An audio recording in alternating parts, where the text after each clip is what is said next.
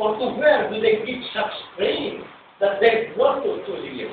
To a foreigner, to a foreign country other than Filipinos. May I just ask you, how do you solve that problem now? Well, of course, you all know that migrant workers who are going for better pay. Strengthen the foundation, Filipino foundation, economically and politically. How? Well, we can compete. We are not wanting to steal. We are making good in several areas. Maraming talent. Oh, maraming talent. Talentado.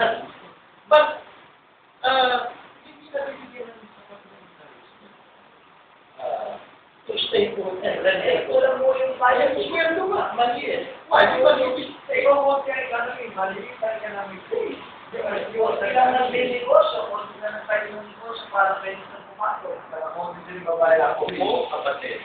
This is where foreign policy will come. Remember, we are one of the 164 signatories to the World Trade Organization. This is one commitment that one Rajan should also propose to you. You know what? 164 all countries committed to a certain goal, lowering of tariffs, free exchange, and grounding things. But how can there be level playing field?